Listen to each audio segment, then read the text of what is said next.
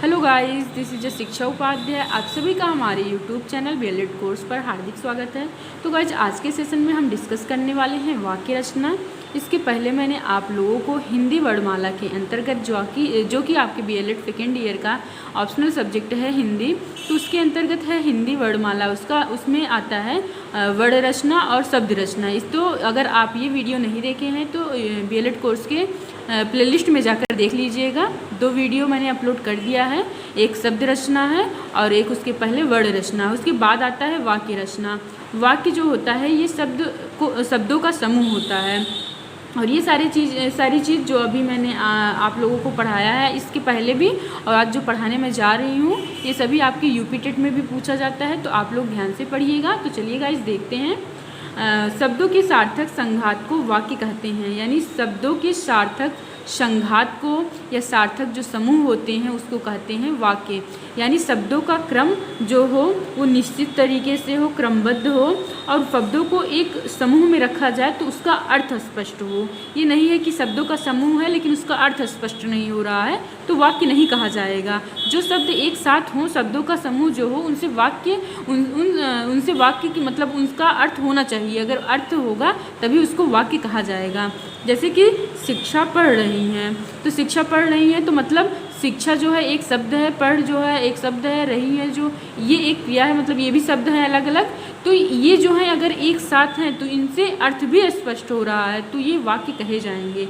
अगर देखा जाता है, अगर ऐसे लिख दिया जाता है कि पढ़ शिक्षा है रही, तो मतलब इसका अर्थ स्पष्ट नहीं हो रहा है, यानी इसका क्रम ठीक नहीं है। क्रम ठीक ना होने के कारण इसको वाक्य नहीं कहा जाएगा। तो इस तरीके से आपको समझ में आ गया होगा कि वाक्य क्या होता है। अब वाक्य के भेद होते हैं, उनको देख लेते हैं। तो अर्थ के अनुसार वाक्य के भेद होते हैं 8, रचना के अनुसार होते हैं, आगे बताएंगे अभी आपको, और प्रयोग के अनुसार होते हैं 3। प्रयोग के अनुसार जो होता है वो कर्तृवाच्य, कर्मवाच्य, भाववाच्य होता है। रचना के आधार पर सरल वाक्य होता है और संयुक्त वाक्य होता है, और उसके अलावा मिश्रित वाक्य होता है। तो रचना के आधार पर, प्रयोग के आधार पर और अर्थ के अनुसार वाक्य जो होते हैं, इस तरीके से देखना है। तो सबसे पहले देखेंगे कि अर्थ के अनुसार वाक्य। तो अर्थ के अनुसार जो वाक्य हैं 8 भेद होते हैं इनके। इसमें पहला विधिवाचक वाक्य, दूसरा है निषेधात्मक, तीसरा प्रश्नवाचक, चौथा विस्मयादिबोधक, 5वां संभाव्यवाची, 6ठा आज्ञासूचक, 7वां इच्छासूचक और संकेतवाची लास्ट वाला है। तो विधिवाचक क्या है, सबसे पहले इनको जान लेते हैं। तो विधिवाचक जो होता है ये सामान्य यानी साधारण वाक्य जो होते हैं, जनरल होते हैं, सामान्य होते हैं, जिस कथन में स्वीकारात्मक हो तो उसको कहा जाता है विषेधात्मक वाक्य। जैसे बच्चे शोरगुल मचा रहे हैं, यानी इसमें हर एक चीज़, इसमें ना पॉजिटिव, इसमें ना निगेटिव है ना क्वेश्चन वाला है, ये सकारात्मक चीज़ें हैं कि जिस कथन में स्वीकारात्मक हो। बच्चे शोरगुल मचा रहे हैं, बच्चा हंस रहा है, वह दौड़ रहा है, तो इस तरीके से जो होंगे वो विधिवाचक वाक्य होंगे। फिर उसके बाद है निषेधात्मक। निषेधात्मक यानी निषेध है, यानी निगेटिव इसमें इन्वॉल्व है। जैसे कि बच्चे शोरगुल नहीं मचा रहे हैं, मैं स्कूल नहीं जाता हूँ, इसमें नहीं आता है। तो निषेधात्मक यानी निगेटिव वर्ड बीच में आना चाहिए, और मेन है इसमें, अगर इंग्लिश में है तो नॉट और हिंदी में है तो नहीं या नो। तो इस तरीके से आता है। निषेधात्मक है, जो निगेटिव होता है, वह नहीं जा रहा है, वह नहीं खा रहा है, इस तरीके से। प्रश्नवाचक मतलब होता है कि ऐसा वाक्य जिसमें प्रश्न का बोध हो, मतलब जो भाव आए वो प्रश्न सूचक हो कि क्या आपको मेरी वीडियो समझ में आती है, क्या आप सभी को बीएलएड करके अच्छा लग रहा है, क्या आप बीएलएड करने के बाद एग्ज़ाम देंगे। तो इस तरीके से मतलब क्या जो प्रश्नवाचक वाक्य होते, शब्द होते हैं, उनका यूज़ किया जाता है। तो इस तरीके से प्रश्नवाचक वाक्य हो जाएंगे। और विस्मयादिबोधक मतलब आश्चर्य से संबंधित हो जाएंगे। इसके वाचक शब्द जो होते हैं इस तरीके से, ये जो इसका सिंबल होता है ये होता है विस्मयादिबोधक का सिंबल। और हाँ, जैसे कि कुछ शब्द होते हैं जो विस्मयादिबोधक वाचक शब्द कहलाते हैं, तो जैसे कि हाय, अरे, ओह, इंग्लिश में होता है तो ओह। तो इस तरीके से बहुत सारे शब्द हैं, तो वो विस्मयादिबोधक के अंतर्गत आते हैं। फिर है संभाव्यवाची। संभाव्यवाची यानी संभावना इसमें रहती है, संभावना की भाव आता है। जैसे वह अपने गांव चला गया होगा, राधा बगीचे में आई होगी, मतलब संभावना है कि ऐसा हुआ होगा। फिर उसके बाद है आज्ञा सूचक। आज्ञा सूचक जिसमें ऑर्डर इन्वॉल्व हो, जैसे हम किसी को कोई चीज़ करवाना है तो उसका आज्ञा दे, जैसे कि दरवाज़ा बंद कर दो, खोल दो, या मुझे उसकी पुस्तक वापस लौटा दो, जल्दी जाओ, जल्दी आओ। तो इस तरीके से आज्ञासूचक शब्द होंगे जिसमें ऑर्डर इन्वॉल्व होगा। फिर उसके बाद है इच्छा सूचक। इच्छा सूचक कैसे कि हम कोई इच्छा प्रकट करें, जैसे कि मेरी आज ये खाने की इच्छा हो रही है, सिर्फ भगवान करें आप दीर्घायु हो, मतलब हम अपना इच्छा भगवान से जाहिर कर रहे हैं कि ऐसा हो, भगवान ऐसा हो, तो मतलब इसमें हम इच्छा जाहिर कर रहे हैं, तो ये जो हो जाएगा इच्छा सूचक हो जाएगा। फिर उसके बाद है संकेतवाची। संकेतवाची ये 8वां है। इसमें होगा कि जहाँ एक कथन पर दूसरा कथन निर्भर हो, यानी एक कथन जो हो, एक स्टेटमेंट दूसरे स्टेटमेंट पर डिपेंड हो।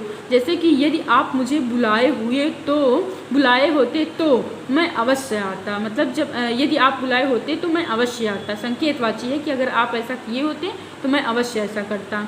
फिर उसके बाद है पिताजी के घर पहुँचते ही मैं खेलने जाऊँगा।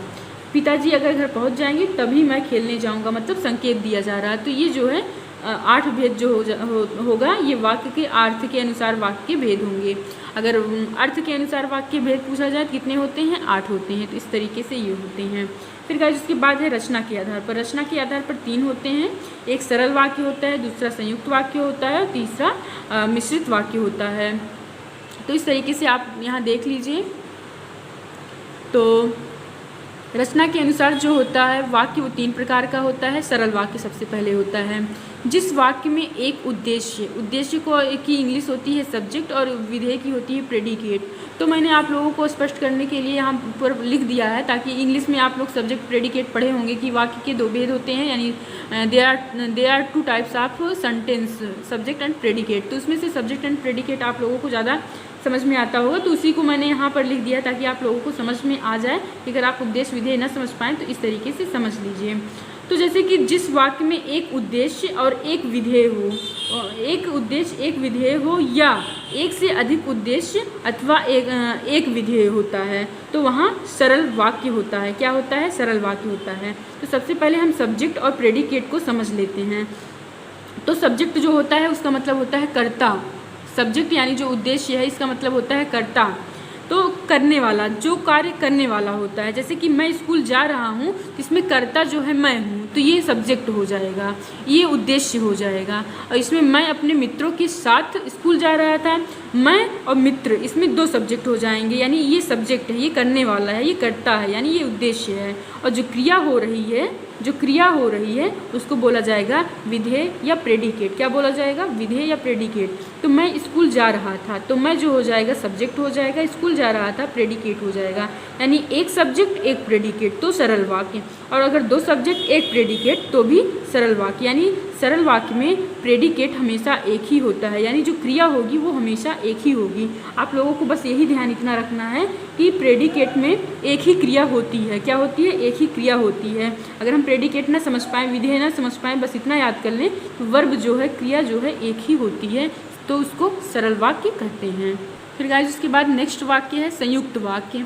इसमें जो सब्जेक्ट होगा या सब्जेक्ट होगा, प्रेडिकेट होगा, यानी उद्देश्य और विधेय ये दोनों एक से अधिक होंगे। एक से अधिक सब्जेक्ट, एक से अधिक विधेय, एक से अधिक उद्देश्य और एक से अधिक विधेय होते हैं हमेशा। इसमें संयोजक शब्द या संयोजक वाचक जो शब्द होते हैं वो भी यूज किए जाते हैं, जैसे और, किंतु, लेकिन, परंतु, इसलिए, फिर भी, यानी जो संयोजक शब्द होते हैं इसमें यूज किए जाते हैं। किसमें?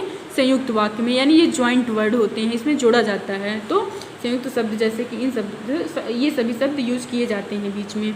और इसमें एक से अधिक सब्जेक्ट होता है और एक से अधिक प्रेडिकेट होता है, यानी क्रिया होती है। क्रिया इसमें एक से अधिक होती है। जैसे मैं स्कूल जा रहा था और मेरा भाई खेल रहा था, तो जो और हो गया ये संयोजक शब्द हो गया। मैं और इधर मेरा भाई, ये जो हो जाएगा आपका हो जाएगा सब्जेक्ट, और स्कूल जा रहा था, खेल रहा था, तो 2 प्रेडिकेट, 2 क्रिया है, यानी 2 प्रेडिकेट है। तो ये संयुक्त वाक्य की पहचान है। फिर गाइस उसके बाद है मिश्रित वाक्य। मिश्रित वाक्य में एक उद्देश्य होगा, उद्देश्य मतलब एक ही होगा, लेकिन जो क्रिया होगी, जो विधि होगी, मतलब विधेय होगा, प्रेडिकेट होगा, वो एक से अधिक होगा। यानी एक उद्देश्य और क्रिया या विधेय या प्रेडिकेट एक से अधिक होगा। और इसमें जो शब्द होंगे, मिश्रित जो शब्द होंगे, उसको कहा जाएगा ऐसे वैसे जैसे तैसे, यानी इस तरीके से वर्ड यूज किए जाते हैं।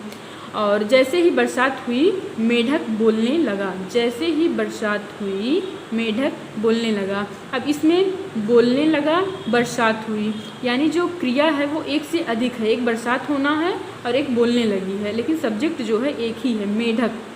जैसे ही यह हुई ऐसे मेढक बोलने लगा, यानी जो सब्जेक्ट है, जो कर्ता है वो एक है और जो क्रिया है वो एक से अधिक है, तो यहाँ मिश्रित वाक्य होगा। फिर गाइस इसके बाद लास्ट में आता है प्रयोग के अनुसार। तो कर्तृवाच्य, कर्मवाच्य, भाववाच्य। तो हम नेक्स्ट वीडियो में आप लोगों को वाच्य समझाएंगे, उसमें वाच्य जो है अलग टॉपिक है, तो उसमें आप लोगों को बताएंगे।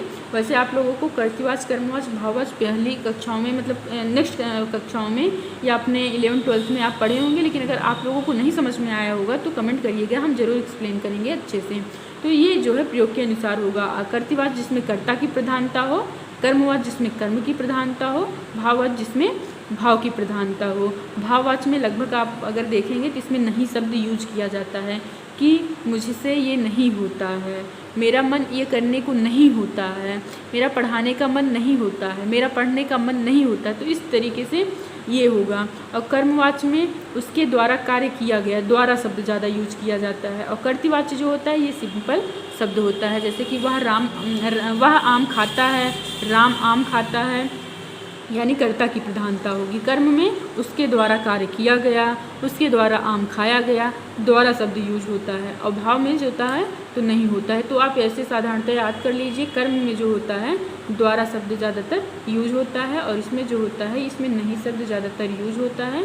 और जो कर्तृवाच्य होता है ये साधारण होता है, जैसे राम खाता है, वह सोता है, तो इस तरीके से। तो गाइस मुझे आशा है, उम्मीद है आप लोगों को आज का सेशन पसंद आया होगा। अगर पसंद आया होगा तो लाइक कीजिएगा, और चैनल को अगर आप सब्सक्राइब कर देंगे तो कोई भी इंपॉर्टेंट वीडियो बनाई जाएगी BLED के लिए या UP टेट से रिलेटेड या टीचिंग एग्जाम से रिलेटेड, तो आप तक वो सबसे पहले पहुँचेगी। तो चलिए गाइस मिलते हैं नेक्स्ट वीडियो के साथ। Thank you guys, thanks for watching.